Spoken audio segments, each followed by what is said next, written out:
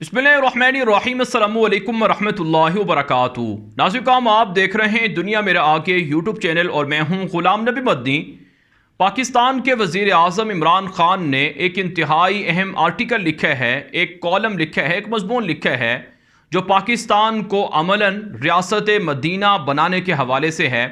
पाकिस्तान के वज़ीर आज़म इमरान ख़ान से अगरचे बहुत से मामलात के अंदर इख्तलाफ किया जा सकता है, उनकी हुकूमत की पॉलिसियों से इख्तलाफ किया जा सकता है, और जो पिछले 3-4 साल के अंदर आवाम को महंगाई का सबसे ज़्यादा जो मसला फेस करना पड़ा है, इस हवाले से उन पर तनकीद भी होती है। क़ता नज़र इन तमाम इख्तलाफात के जो उनकी एक खूबी है कि वो कम अज़ कम इस्लाम को पाकिस्तान के अंदर अमलन राइज करना चाहते हैं, उसे आम करना चाहते हैं। पाकिस्तान के माशरे के अंदर जो इस्लामिक वैल्यूज़ हैं, जो इस्लामिक अक़दार हैं, उन्हें परवान चढ़ाना चाहते हैं। आप जानते हैं पाकिस्तान के वज़ीर आज़म इमरान ख़ान ने आलमी सतह पर नामूस रिसालत सल्लल्लाहु अलैहि वसल्लम का मसला उठाया। उन्होंने अक़वाम मुत्तहिदा के अंदर जाकर अक़वाम मुत्तहिदा के प्लेटफॉर्म से दुनिया को बताया कि तुम हमारे मुक़द्दस तरीन जो हस्तियाँ हैं उनकी तौहीन क्यों करते हो, तुम इसे आज़ादी इज़हार राय कहते हो, ये आज़ादी इज़हार राय नहीं है, और ये पाकिस्तान और दुनिया भर के अंदर बसने वाले मुसलमानों के जज्बात से खेलने के मुतरादिफ है। आप जानते हैं नामूस रिसालत सल्लल्लाहु अलैहि वसल्लम के हवाले से दुनिया के अंदर सबसे ज़्यादा मुस्लिम हुक्मरानों में अगर किसी शख्स ने आवाज़ बुलंद की है तो वो तुर्की के सदर तैयब उर्दवान हैं, और इसी तरह से पाकिस्तान के वज़ीर आज़म इमरान ख़ान हैं, और इसी तरह से जो मलेशिया के साबिक़ वज़ीर आज़म हैं डॉक्टर महातीर मोहम्मद है। तो ये बिला झिझक इन बातों को तस्लीम करना पड़ेगा, और जो तासुब है उससे बालातर होकर ये बातें तस्लीम करना पड़ेंगी कि इस वक्त मौजूदा दौर के अंदर जो हुक्मरान हैं उनमें बेहतरीन जो इस्लामिक अक़दार की प्रचार करने वाला अगर कोई हुक्मरान है तो वह तैयब उर्दवान या फिर पाकिस्तान के वज़ीर आज़म इमरान ख़ान हैं। नाज़रीन, पाकिस्तान अगरचे इस्लामी मुल्क है और पाकिस्तान का वजूद ही नज़रिया इस्लाम की बुनियाद पर आया है, और पाकिस्तान एक इस्लामिक आइडियल रियासत है, और यही वो ख्वाब था जो कायद आज़म मोहम्मद अली जिन्ना और उनके साथियों ने देखा था। लेकिन फिर भी पाकिस्तान के माशरे में बहुत सारी चीज़ें हैं, बहुत से मसाइल हैं जो जिससे इस्लाम की खिलाफ वर्जी होती है, इस्लामिक उसूलों की पामाली होती है। और इसी तरह से नासिक काम कुछ ऐसे सेकुलर और लिबरल भी हैं, ऐसे माफियाज भी हैं, यहाँ तक कि इमरान ख़ान की अपनी हुकूमत के अंदर हैं जो ये कहते हैं कि पाकिस्तान को कायद आज़म मोहम्मद अली जिन्ना कोई इस्लामिक रियासत या स्टेट बनाना नहीं चाहते थे। जैसा कि पाकिस्तान के वज़ीर इत्तलात हैं इस वक्त फवाद चौधरी, उनका बयान सामने आ चुका है। हालांकि पाकिस्तान के जो इस वक्त वज़ीर आज़म हैं इमरान ख़ान, वो ख़ुद अपने आर्टिकल के अंदर ये लिखते हैं कि पाकिस्तान एक इस्लामिक रियासत है और यही इसका मंशूर है। नाज़रीन, पाकिस्तान के वज़ीर आज़म ने आज रूसी सदर व्लादिमीर पुतिन से फ़ोन पर बातचीत भी की है और उनका शुक्रिया अदा किया है कि आपने चंद दिन पहले नामूस रिसालत सल्लल्लाहु अलैहि वसल्लम के हवाले से जो मौक़िफ़ बयान किया, इस पर हम आपको सल्यूट करते हैं, क्योंकि आपने ये कहा था कि जो मुसलमानों की मजहबी शख्सियत मोहम्मद पाक सल्लल्लाहु अलैहि वसल्लम हैं उनके ख़िलाफ़ कोई भी नाज़ेबा या किसी भी तरह की गुस्ताखी आज़ादी इज़हार राय नहीं है। तो इस पर उन्होंने शुक्रिया अदा किया है और साथ साथ दीगर अमूर पर भी बातचीत की है। तो एक तो आपके सामने ये चीज़ें रखनी थी। दूसरा, जो पाकिस्तान के वज़ीर आज़म इमरान ख़ान ने एक इंतहाई अहम आर्टिकल लिखा है, एक मज़मून लिखा है, उसका जो उर्दू तर्जमा है वो या खुलासा है, जो उर्दू तर्जमा है बुनियादी तौर पर वो आपके सामने मैं रखने जा रहा हूँ। पाकिस्तान के वज़ीर आज़म इमरान ख़ान ने अपने इस आर्टिकल के अंदर जो इसका उन्वान दिया है वो ये है कि रूह रियासत मदीना पाकिस्तानी माशरे की तश्कील नौ, कौमों के उरूज व ज़वाल का अमल तहज़ीबों के उरूज व ज़वाल से मुख्तलिफ होता है। कौमें बैरूनी हमलों का हदफ बनती हैं, दाखिली सतह पर शिकस्त व रेख से गुजरती हैं, मगर तहज़ीबों का मामला ये नहीं है। तहज़ीबों को बाहर से कोई नहीं मार सकता, वो सिर्फ खुदकुशी करती हैं। हर कौम का जौहर उसके रूहानी उसूल हैं। जब ये उसूल मर जाते हैं कौमें मुर्दा हो जाती हैं। मुस्लिम तहज़ीब में हमारे रूहानी उसूलों का ज़ुहूर रियासत मदीना की सूरत में हुआ, जो अल्लाह के रसूल मोहम्मद सल्लल्लाहु अलैहि वसल्लम ने कायम फरमाई। दीगर उसूलों के अलावा ये 5 अहम तरीन बुनियादी उसूल थे जिन पर रियासत मदीना खड़ी हुई थी।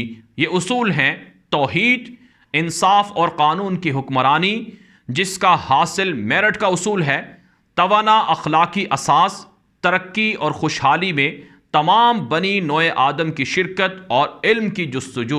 ये 5 उसूल हैं जिन पर रियासत मदीना खड़ी हुई थी।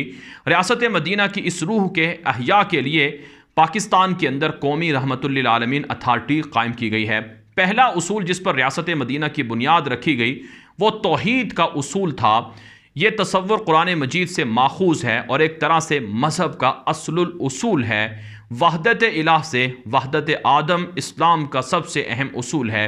ये बात याद रखने की है कि हमारे रसूल सल्लल्लाहु अलैहि वसल्लम ने जो तमाम आलमीन के लिए बाइस रहमत थे, मुख्तलिफ नस्ली और मजहबी पस मंज़र रखने वालों को एक ग्रोह की सूरत में मुत्तहिद कर दिया।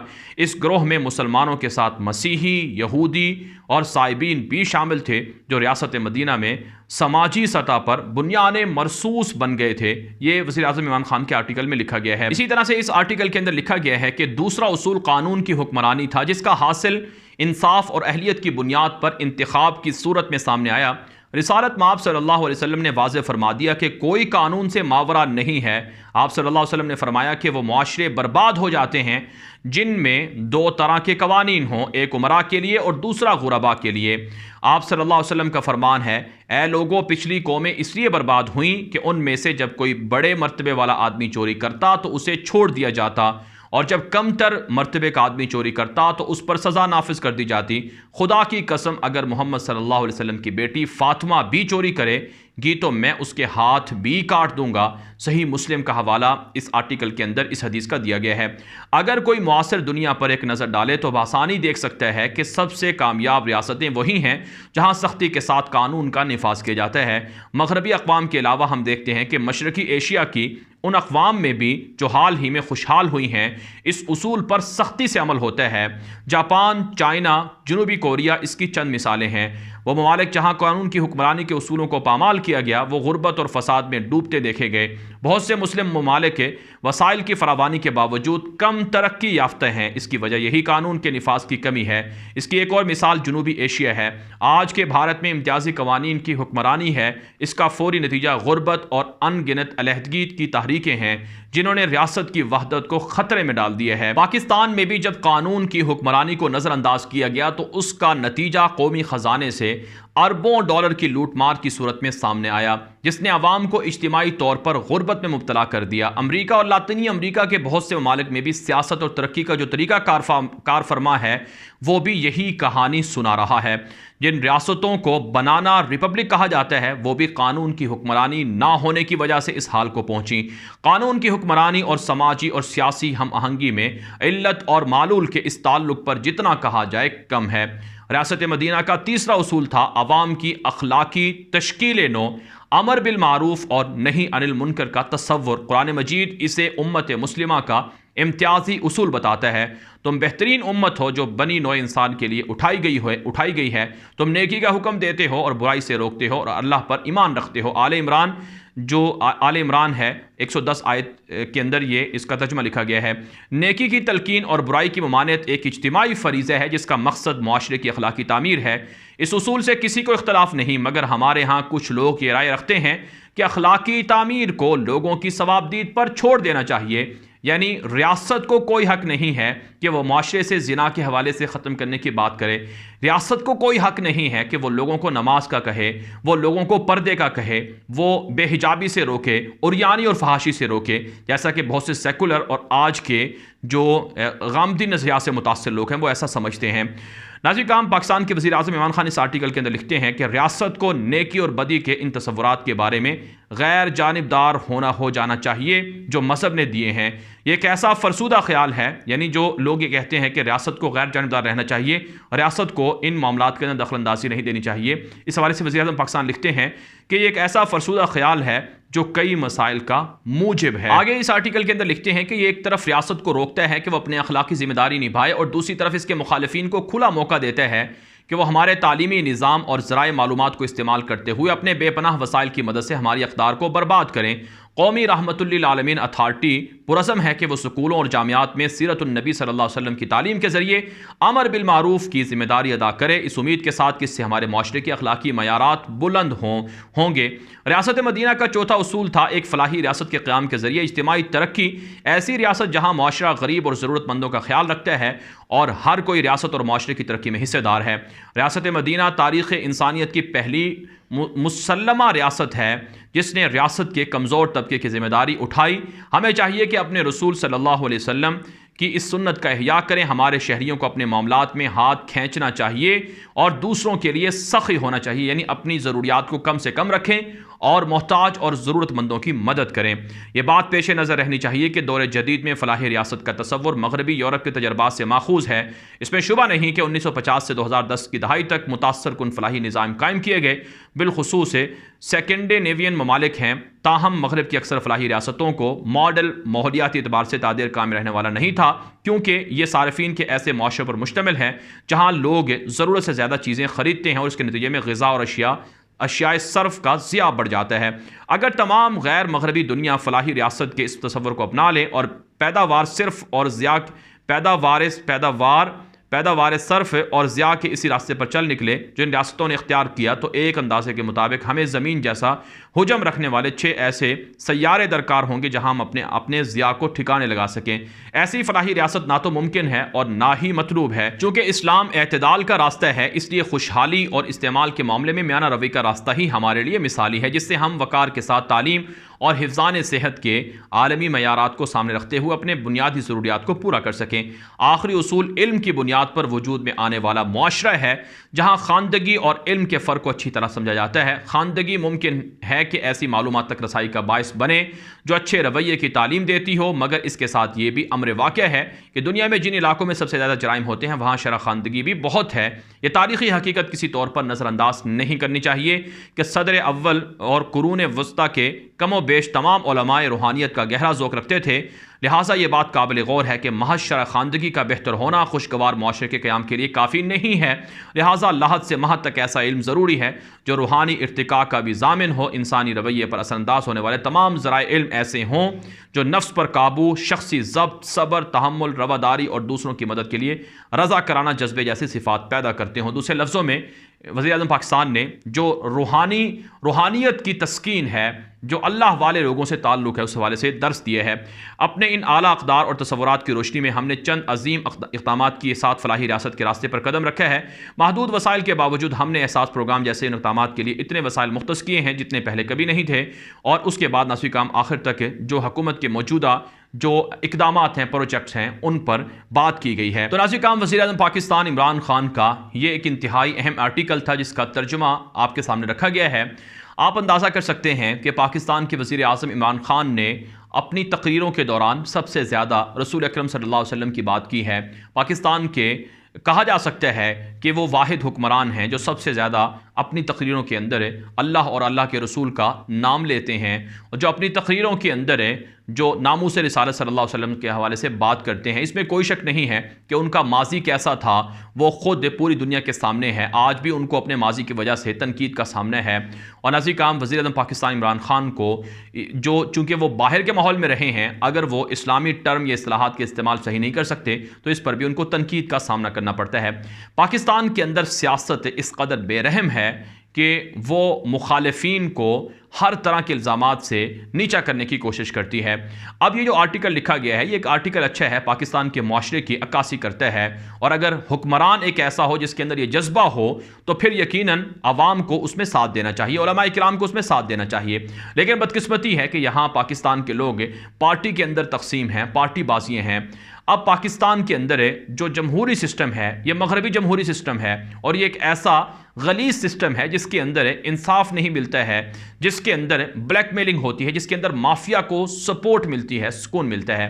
नाज़रीन काम में मुझे इससे कतन कोई इख्तलाफ नहीं है कि पाकिस्तान के अंदर जो मौजूदा हुकूमत है तहरीक इंसाफ की, इसके अंदर भी माफियास मौजूद हैं, इसके अंदर भी ऐसे लोग हैं जिन पर केसेस हैं, मुकदमात हैं, जिनके ऊपर करप्शन के और दीगर मुकदमात हैं। लेकिन नाज़रीन काम इस सिस्टम को ख़त्म करना है, इस सिस्टम को इस्लामी बनाना है, जैसा कि अफ़गान तालिबान ने अपने मुल्क के अंदर इस्लामी निज़ाम कायम किया है। एक ऐसा निज़ाम जो जमहूरियत से खाली है, जिसके अंदर मगरबी जमहूरियत नहीं है लेकिन वहाँ पर तमाम अक़दार की, तमाम उसूलों की पासदारी है। पाकिस्तान को एक ऐसा निज़ाम चाहिए, इसके लिए पाकिस्तान के अंदर अब आवाज़ बुलंद हो रही है। सदारती निज़ाम के निफाज के लिए कई दिनों से आवाम की राय को लिया जा रहा है, जांचा जा रहा है।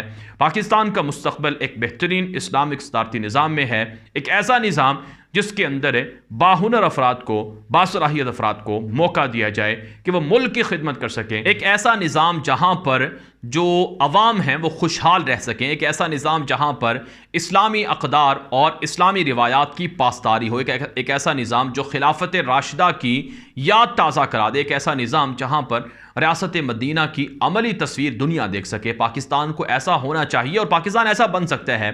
लेकिन इसके लिए नाज़रीन काम करने वाला जो काम है वो ये है कि दूसरों की टांगें खींचने की बजाय अगर कोई अच्छा काम करता है तो उसे सराहा जाए, उसे सपोर्ट किया जाए। अब पिछले 3 साल 4 साल की जो हुकूमत की कारकर्दगी है, हमें बहुत सारे मामलात के अंदर बहुत से लोगों को इख्तलाफात हैं। महंगाई सबसे बड़ा मसला है, बेरोज़गारी सबसे बड़ा मसला है और इसी तरह से दीगर बहुत सारे मसाइल हैं। और इसमें कोई शक नहीं है पाकिस्तान का अदलिया का निज़ाम इस कदर फरसूदा है कि मज़लूम को इंसाफ नहीं मिलता है।